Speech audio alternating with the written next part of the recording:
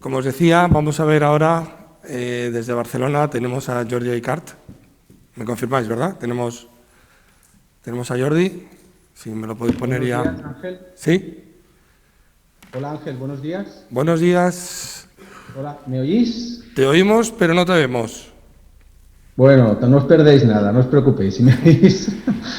A Jordi. ver si me podéis ver y os puedo saludar. Vale. A ver si te vemos, que yo creo que estamos ya. A ver.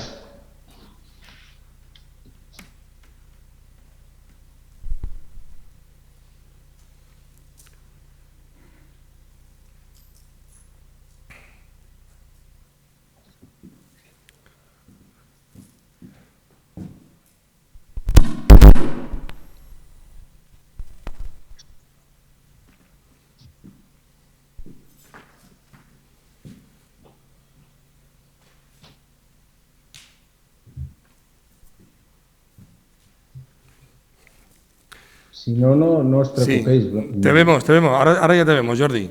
Ahora sí, bueno, Ahora te pues vemos, sí. bienvenidos a mi casa, porque estoy en casa Genial. y disculpas por no poder estar con vosotros, pero como ya te comenté, tenemos restricciones a nivel interno para lo que es para lo que son los viajes, ¿vale? Y bueno, incluso internamente estamos distribuidos en dos grupos, A y B, y yo soy del A, voy a la oficina lunes, martes y miércoles alternos. Hoy, como es jueves, pues trabajo desde casa hasta que esté la cosa un poquito más clara. Muy bien, Jordi. Pues muchas gracias bueno, por lo menos estar presente aquí, aunque sea de forma. Al final, hemos llegado a una nueva normalidad a todos los niveles y esto va a ser, a partir de ahora va a ser así. Los formatos de conferencias presenciales van a tener su parte online y seguramente las haremos híbridas, ¿no? Como por ejemplo, estamos haciendo un ESIC, ya para siempre vamos a tener una formación híbrida, aunque las condiciones vuelvan, o cuando las condiciones vuelvan a ser normales, porque, bueno, pues estas condiciones de pandemia, pues vamos a intentar buscar algo positivo, y es que nos han acelerado en unos meses o en unas semanas lo que antes nos hubiera costado muchos años, ¿no? Entonces, bueno, pues bienvenido, Jordi, director de Logística y Supply Chain de Nestlé. Te dejo con el auditorio y venga, pues muchas gracias por participar desde tu domicilio. Pues muchas gracias. Primero me gustaría agradecer al CEL, al ESIC y a todos los patrocinadores y colaboradores de este evento por la invitación para poder compartir con vosotros cómo entendemos la planificación y ejecución del transporte en Nestlé, teniendo en cuenta la incertidumbre en la que nos encontramos, no solo por el COVID, sino por los cambios del entorno que tenemos, y la obligación que tenemos como personas de hacer que el transporte sea lo máximo eficiente, no desde una vertiente solo económica, sino evidentemente de impacto en el medio ambiente. Si os parece bien, os voy a presentar Nestlé muy rápidamente. Si me podéis pasar, os digo siguiente, por favor, cada vez que me ayudéis a pasar la slide. Siguiente. Vale. Una slide para presentaros lo que es Nestlé en el mundo. Tenéis algunos números ahí. Tenemos una historia de más de 150 años.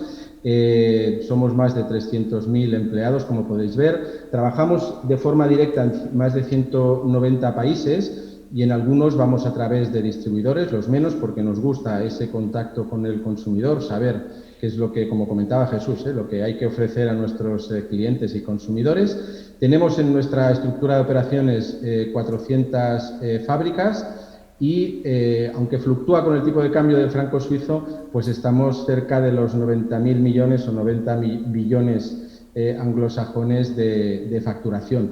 Como podéis ver también, tenemos un rango, aparte de tener 2.000 marcas, tenemos un rango de productos muy diversos, que esto evidentemente condiciona o hay que tener en cuenta en todo lo que es nuestra supply chain. Y aquí, pues, un poco 100% de acuerdo con lo que comentaba Francisco en este periodo de COVID, ¿no? Yo diría, lo resumiría, que creo que es un poco lo que él también transmitía, hemos vendido más que nunca y hemos tenido el peor nivel de servicio que nunca. Realmente el output que hemos tenido, sobre todo en marzo y abril, ha sido, bueno, impensable. Yo creo que nunca, de hecho, el volumen de ventas diario en algún día no estábamos seguros de poderlo hacer, porque incluso ha habido veces que hemos llegado, por supuesto hemos batido el récord, pero a 2,5 veces lo que serían los picos que habíamos tenido en el pasado en situaciones normales. Y por otro lado, pues confirmarle a José Estrada, el director general del CEL, que ya tenemos Litoral. Litoral fue una de estas referencias de acopio.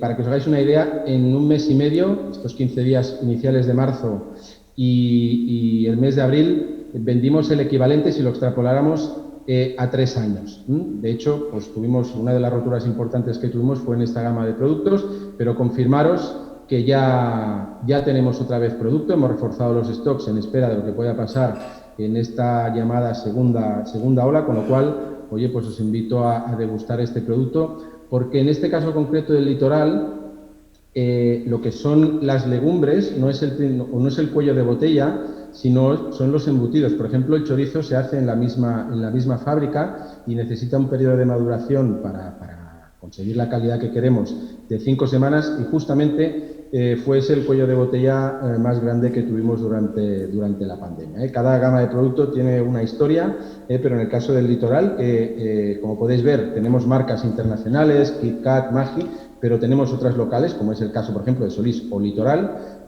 pues ya hemos normalizado, por supuesto, la situación, ya hemos preparado un refuerzo para este periodo de invierno, porque también es una referencia estacional, con lo cual pues os invito a probarlas, porque es una de las marcas que hacemos además en España, en Gijón, en la fábrica de Gijón, y que de verdad que os invito a probar. Siguiente, por favor. Vale, en el caso de Nestlé en España, como podéis ver, y muy rápido, tenemos aproximadamente 2.000 millones de cifra de negocios entre ventas locales y exportaciones. Exportamos más o menos un 40% de lo que producimos gracias pues, a la competitividad de nuestras 10 fábricas, que están repartidas, como podéis ver, pues más o menos por toda la geografía española, y operamos en 6 redes de distribución comercial diferentes, aparte de la de exportación. Tenemos ambiente y temperatura controlada, refrigerados, ultracongelados, tenemos una red específica de aguas, la de e-commerce de Dolce Gusto, con entrega domiciliaria, y luego tenemos una red también de distribución comercial de salud, que entrega pues, a farmacias, hospitales, residencias, etcétera, etcétera, que también durante este periodo, como comentaba Francisco antes, pues nos hemos tenido que adaptar. Hecha esta brevísima presentación, lo que me gustaría compartir a continuación es un proyecto que estamos en el medio. No lo puedo explicar ni como una historia de éxito, ni al contrario, sino estamos en medio, y justo en el medio. Es un proyecto que empezamos hace 2 años a nivel de la zona Europa, pero que también se está replicando evidentemente en las otras 2 zonas en las que operamos. Tenemos el mundo dividido entre 3 zonas. Nosotros obviamente pertenecemos a la zona Europa, y hace referencia a cómo vemos la planificación y ejecución del transporte de nuestros productos. Siguiente, por favor. Vale. El primer punto que me gustaría compartir son los principios del movimiento. Este modelo que veréis luego se basa en unos principios que me gustaría, por favor, que no se olvidaran, y me gustaría también pues, que el día de mañana, con los que tengamos ocasión de trabajar conjuntamente, nunca olvidemos. ¿Cuáles son los principios del movimiento? Pueden parecer muy sencillos y muy obvios, pero a medida que hemos ido entrando hemos visto que lo obvio no siempre lo más sencillo. Las 3 patas básicamente son servicio, coste y sostenibilidad. Servicio y coste siempre han estado presentes, asegurar el suministro y eliminar el desperdicio, eficiencia, y cada vez con más fuerza tenemos que tener en cuenta la pata de sostenibilidad. Es decir, ¿esto en qué se traduce? En 3 reglas de oro. Una es llena cada paleta y llena cada camión. Esto que parece muy obvio, pues luego veremos algunos ejemplos en los que no ha sido tan obvio. Nosotros, de acuerdo con la RAL de AECOC, paletizamos mayoritariamente, porque tenemos de todo al exportar a todos los países, pero mayoritariamente, sobre todo para lo que es local, en palete europeo, pero no todas las paletas, por ejemplo, históricamente han sido remontables, no todas las paletas tenían el cubicaje o la planta totalmente aprovechada, por cuestiones hasta incluso de diseño de marketing de las cajas, de las unidades de venta, y ahora justamente cada vez que se hace un lanzamiento se pasa una serie de checks en concreto, para concretar. La ocupación de la base en la paleta mínimo tiene que ser de un 95% y el cubicaje mínimo tiene que ser un 90%. Si no, ese producto se para y entonces los servicios de ingeniería y packaging pues tienen que encontrar una solución para que se cumplan estas reglas. Y luego llena cada camión y si puede ser de producto, como veremos luego. Yo creo que todos utilizamos paletas y las vamos a tener que seguir utilizando, pero veremos que hay oportunidades en las que podemos no utilizar paletas y como comentaba Francisco, nosotros por ejemplo tenemos productos muy de poco peso, poco densos, como pueden ser Dolce Gusto, una paleta son 123 kilos, y veremos una de las soluciones que estamos aplicando para un escenario concreto, pero que nos permite evitar transportar paletas. Paletas al final es transportar madera y aire y al menos nosotros no nos dedicamos, nuestro propósito y nuestra razón no es transportar madera y aire, con lo cual intentamos evitarlo siempre que sea posible. Luego vemos un ejemplo para que quede más claro.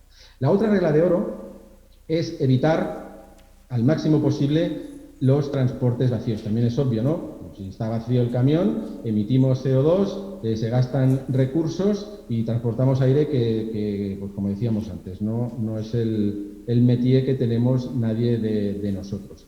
Y lo que estamos haciendo, y luego lo veremos también, es asegurar que al máximo, maximizar, y en eso estamos, os decía, no es un proyecto que se haya acabado, es un proyecto en el que estamos, es que el transporte llega y sale lleno. Vemos muchísimas veces, estamos viendo muchísimas veces en nuestras fábricas o en nuestros centros de distribución, que un camión o llega vacío o, si viene a dejar, por ejemplo, una materia prima o embalaje, llega lleno y sale vacío. Está transportando aire. Es esto que estamos persiguiendo. Cerrar al máximo, como que comentaba también Francisco, todos los transportes y en muchas compras que hacemos de materias primas y embalajes, asegurar que el transporte, y por eso lo hablamos con los proveedores de materias primas y embalajes, ver si podemos cerrar circuitos. Algunos ya hace años que los hemos cerrado porque son permanentes, luego ya os comentaré un ejemplo también, pero en otros casos no era tan obvio y estamos trabajando justamente en esto. Siempre que vemos un camión que llega vacío o se va vacío, pues investigamos a ver si ahí hay una oportunidad de llenarlo, ¿vale? Y luego también veremos que estamos maximizando aquellos medios de transporte que sean neutros o más neutros ambientalmente. Esto evidentemente también es un tema que está evolucionando, seguimos la evolución del mercado para adaptarnos a él. Y esto, y ahora lo veremos, el modelo que se ha elegido a nivel de la zona es trabajar en dos organizaciones. Una organización que se llama Above the Market, que es más allá del país, va también por áreas, es multipaís, pero también tenemos una organización en el mercado que propone cosas, que hacemos cosas en el mercado y que explicaré a continuación cómo se ha repartido esta responsabilidad entre una organización por encima del mercado y otra organización que es el mercado. Y aquí, como veremos a continuación, siguiente, por favor. Estas tres reglas de oro y esta organización dividida entre visión por encima del mercado y en el mercado, trabaja con los tres flujos principales de transporte. El flujo este que comentaba de inbound, desde nuestros proveedores hasta la fábrica, para simplificar, es más complicado, pero para que quede claro, el flujo de supply, ¿vale? Y veremos también ejemplos, desde la fábrica hasta nuestros centros de distribución o hasta fábricas, a veces también pasa que se hace un semielaborado en una fábrica y se termina en otra, ¿vale? Este flujo interno y que podemos controlar mucho más porque es punto a punto, ¿vale?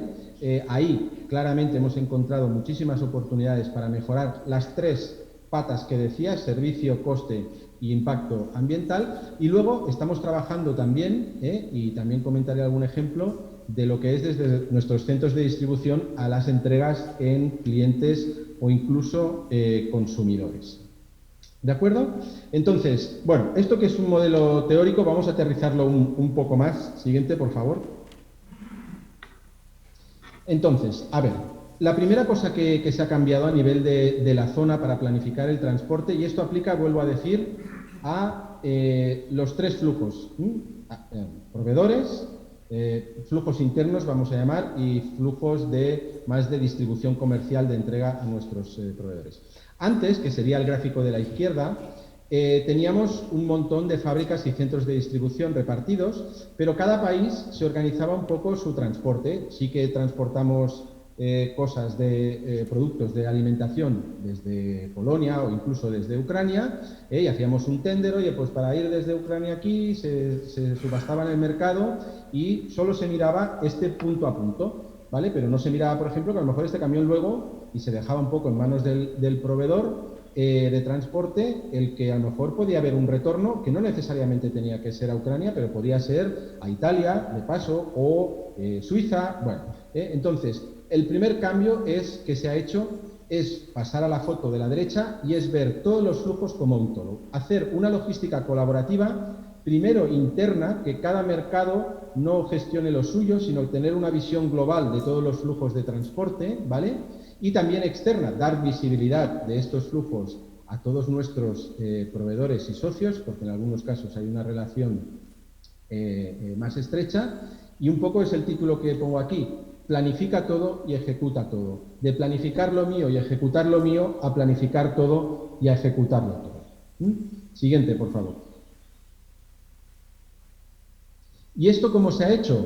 Pues aquí es donde ha aparecido una capa que antes no existía, que es esta estructura de Above the Market. Tenemos, para simplificar también, 5 Transportation Hubs, que también, para simplificarlo mucho, están estructurados como uno a nivel de la zona centro, norte, sur, este y oeste. Hay 5 que evidentemente se integran entre ellos, porque como hemos dicho, puede ser que un flujo te vaya desde uno del oeste, sur-oeste, a uno del noreste, y estos Transportation Hubs han tomado casi la responsabilidad total del transporte. En el gráfico igual no se ve, pero os lo digo muy rápido.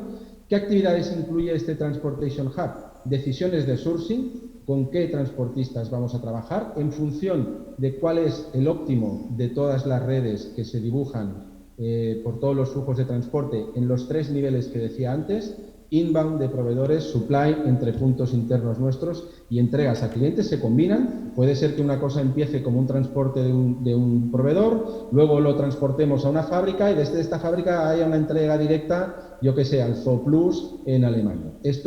Pero para esto necesitas evidentemente tener esta visión global de todos los flujos. Pues el sourcing se hace en estos Transportation Hubs, la asignación del transportista para un flujo de transporte que requiere una fábrica se hace también en estos Transportation Hubs, el seguimiento de la entrega se hace en estos Transportation Hubs. Tenemos herramientas del siglo XXI de track and trace que nos permiten saber dónde están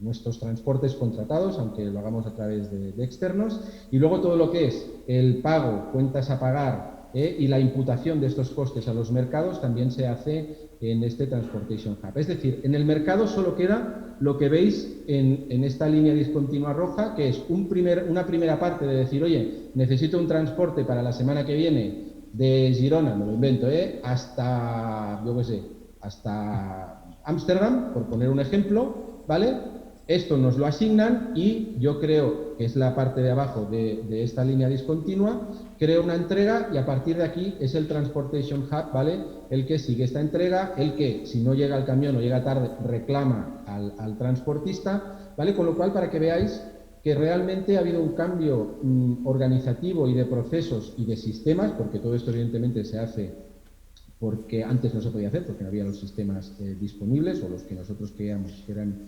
necesarios, y estos Transportation Hubs prácticamente han recogido toda la responsabilidad estratégica y táctica del transporte de todas nuestras mercancías.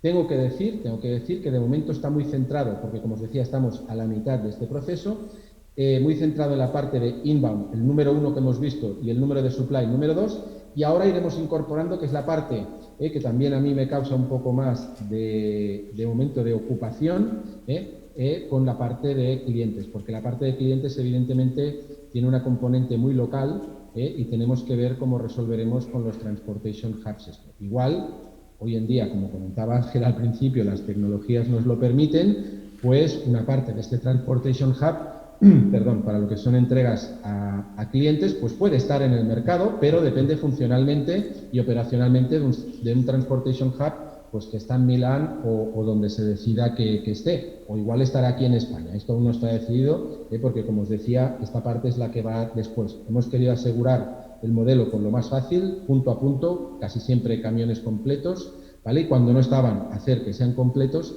y el resto de responsabilidad, como veis en esta serpiente o en este end-to-end, es responsable del Transportation Hub. Siguiente, por favor. Vale. Y entonces, en el mercado, ¿qué es lo que hacemos? Pues intentamos hacer también muchas cosas. Evidentemente, en el mercado hacemos una parte de bottom-up. Oye, este transportista que nos propones, pues por lo que sea, consideramos que no es el óptimo, hacemos propuestas y al final hay un alineamiento.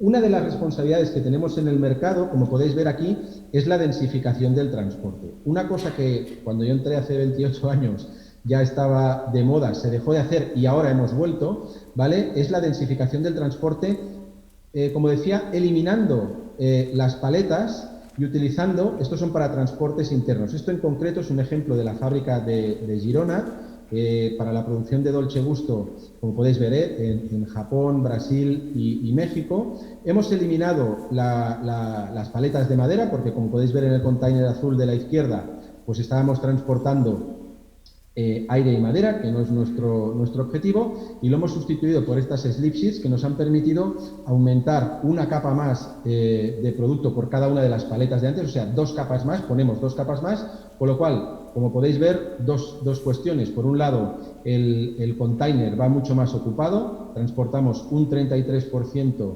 más de producto, y por otro lado, la operación de punto a punto es mucho más eficiente. Esto requiere una pequeñísima inversión, bueno, pequeñísima, en este caso para una fábrica que exporta un 82% de su producción. La fábrica de Girona, os recuerdo que produce Nescafé, café soluble, Dolce Gusto, una parte de Dolce Gusto, y el café descafeinado. Es la fábrica, tenemos el honor en España de tener la fábrica de café en estas 3 variables más grande del mundo, y evidentemente con estos volúmenes a la que consigues optimizar un poco, como en este caso quitar paletas y poner una hoja, con una pequeñísima inversión, como os decía, de que no llega a los 90.000 euros, pues somos capaces de exportar y transportar menos madera y transportar más producto. Evidentemente, los centros de distribución que reciben este producto en Japón, Brasil y México también han adaptado la recepción, pero al final lo que estamos haciendo entre todos es que este transporte sea más eficiente. Siguiente, por favor. Vamos a ver el siguiente ejemplo, ¿vale? Que es también densificar el transporte con un cambio de mix. El escenario que teníamos aquí es, como os comentaba, Girona es una fábrica para nosotros muy importante.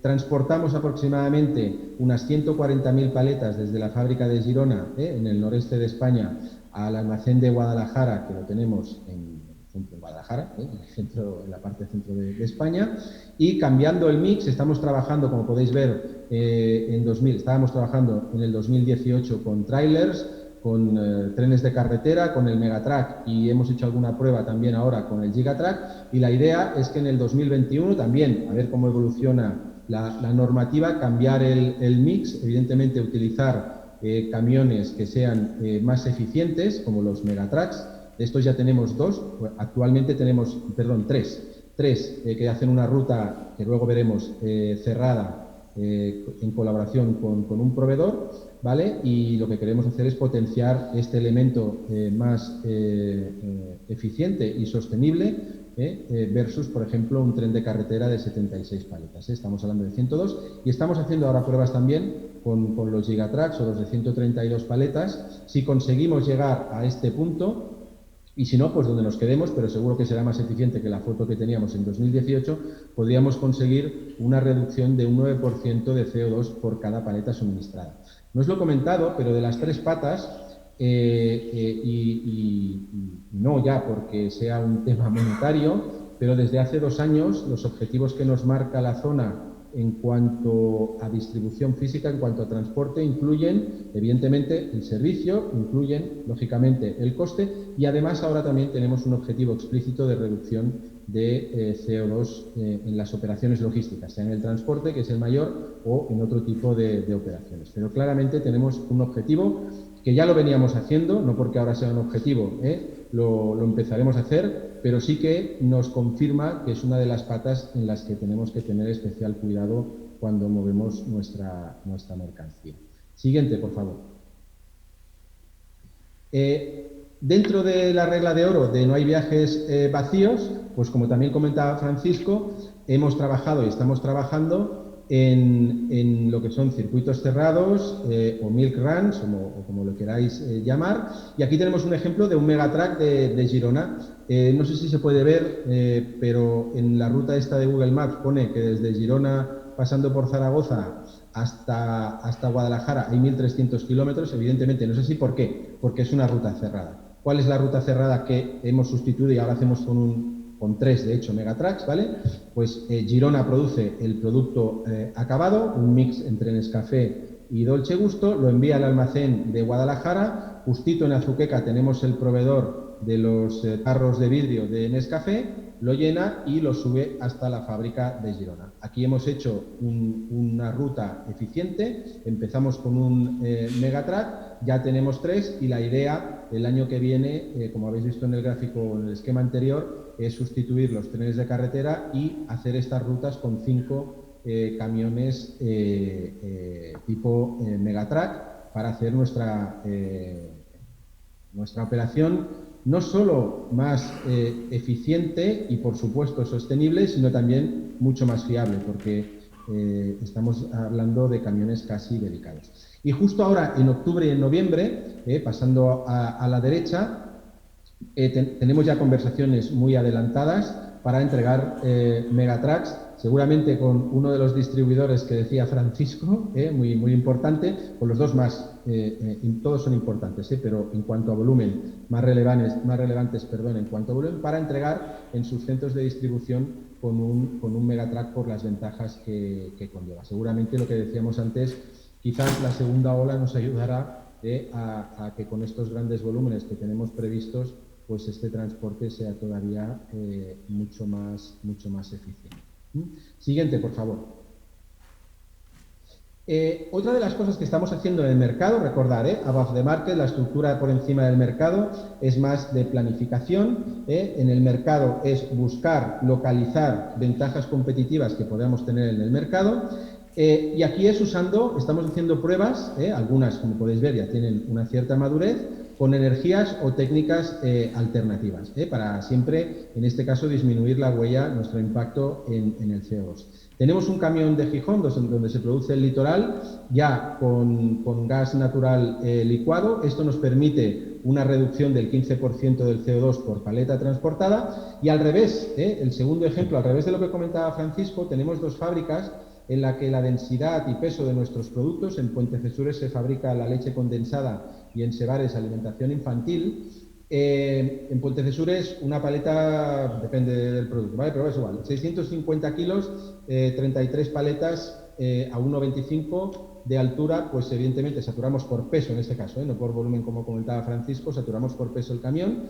Y aquí lo que estamos trabajando es en implementar camiones de estructura ligera que nos permiten reducir el peso del camión, con lo cual la masa total autorizada sigue siendo la misma, pero la aprovechamos para poner producto. Y si en vez de 33 paletas, como estamos haciendo, podemos ir entre 35 y 36, 2 o 3 paletas más, pues obtenemos evidentemente una reducción del número de viajes que hacemos, y esto nos está trayendo una reducción de 8% en las emisiones de CO2 por cada paleta transportada.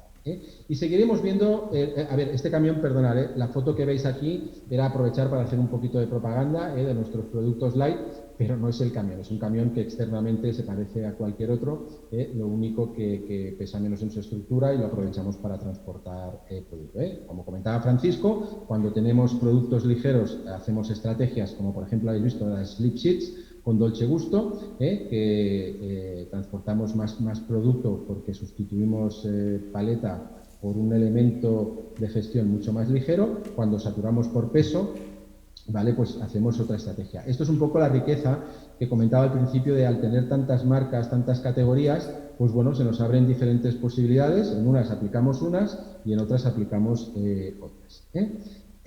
Siguiente, por favor.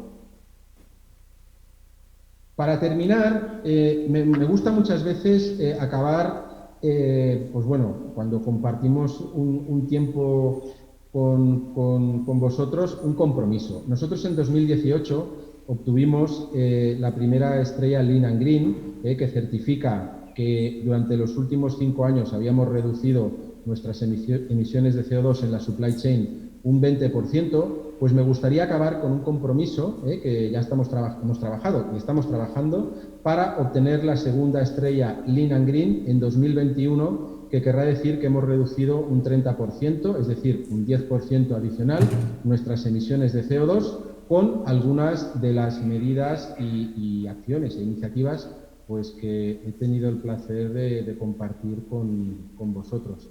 Por mi parte, nada más, con esto yo tenía previsto terminar. Evidentemente, por favor, tanto proveedores, colegas, que veáis que podemos colaborar para hacer una logística tanto de transporte como de almacenes más colaborativas. Yo estoy disponible 24 horas al día, 7 días a la semana, con lo cual no tengáis duda, vía Twitter, vía LinkedIn o vía cualquier otra vía que queráis, pues en que nos podamos hablar y veamos pues qué oportunidades podemos descubrir para, entre otras muchas cosas, hacer un planeta más sostenible y dejarlo así a nuestros hijos. Muchas gracias a todos.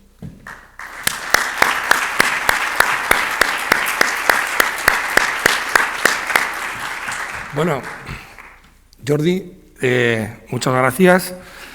Ciertamente, yo no sé qué sensación habréis tenido vosotros, pero para mí ha sido casi como tenerte a ti. Es decir, la tecnología y tu exposición, la verdad que ha sido fenomenal y, pues como el resto de ponencias, ha sido súper interesante, súper ilustrativa.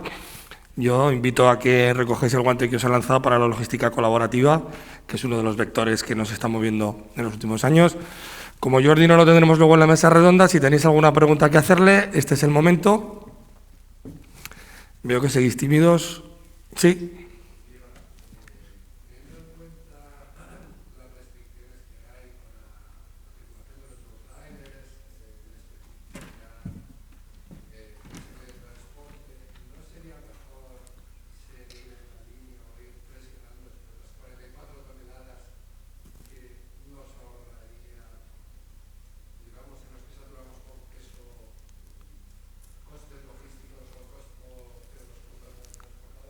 ¿Has oído bien, Jordi? Mira, infelizmente no he oído nada. Si me puedes repetir la pregunta. Sí, no, ya te digo yo. No, en la línea de lo que estabas apuntando, nos pregunta aquí un asistente que cómo se podría potenciar el uso de las 44 toneladas en aras de conseguir mejores costes logísticos y mayor eficiencia de procesos. ¿Qué feeling tienes vosotros al respecto de las 44 toneladas? A ver, nosotros, como os comentaba antes, es una de las dimensiones que queremos explorar. Ya tenemos uno, de hecho tenemos dos, en uno, supongo que no hay problema en compartirlo. Compartimos, porque no éramos capaces de cerrar una ruta con Mercadona, y de momento la experiencia es muy buena. Incluso, por ejemplo, esta ruta, tenemos una con Girona, otra con Castellbisbal, y esta es la que es compartida con Mercadona, y aquí nos hemos encontrado limitaciones físicas. Por ejemplo, la fábrica de Girona no tiene ningún problema, hicimos las pruebas y los camiones podían pasar sin ningún tipo de problemas. Es un elemento a tener en cuenta en el desarrollo futuro tanto de carreteras como de centros de distribución, fábricas, etcétera, ¿vale? Pero en la fábrica de Castellbisbal, pues no era imposible, ¿vale? Entonces, pues bueno, lo que hacemos es desmontar, y de acuerdo con el proveedor de transporte, desmontamos el camión, cargamos una parte, cargamos la otra, y esto nos permite hacer. Es decir, nosotros lo vemos como una oportunidad, sabemos que hay cierto run-run, sabemos que hay ciertas preocupaciones, ¿vale? Pero como hemos visto, hay que utilizar soluciones específicas para problemas específicos. Seguramente este camión de 44 toneladas para determinados escenarios, para muchos escenarios, no será válido, pues no lo vamos a utilizar. Para donde sea válido, mi pregunta es ¿por qué no? Y nosotros creemos que tenemos algunas rutas donde se va a poder utilizar. Claramente es un camión más eficiente desde el punto de vista de sostenibilidad. Pues inicialmente no tenemos ningún problema. Y la mejor manera es experimentando con los proveedores de transporte, experimentando con las autoridades, experimentando también, como comentaba, no solo a nivel interno, sino abrir a externo. Otra de las rutas que tenemos, pues estamos colaborando con otro fabricante que de hecho es competencia directa de una de nuestras gamas.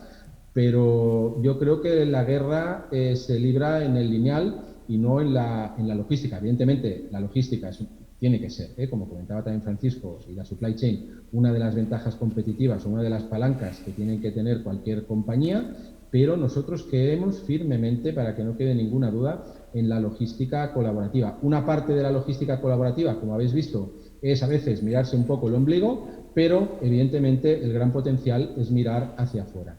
Con lo cual, para contestar, y creo que he contestado, si no me lo decís por favor, estamos claramente a favor de experimentar el camión de 44 toneladas donde tenga sentido, en rutas cerradas, en rutas en las que las infraestructuras de comunicaciones lo permitan, de forma selectiva, sí. Muy bien, Jordi, muchas gracias. Y bueno, yo no sé vosotros, yo tenía muchas ganas de poder celebrar un encuentro presencial y no tantos online que hemos tenido. Y el volverme a encontrar en esta circunstancia pues me lleva a encontrarme con lo de siempre, que ya vamos fatal de tiempo, con lo cual vamos a hacer ahora un pequeño descansito.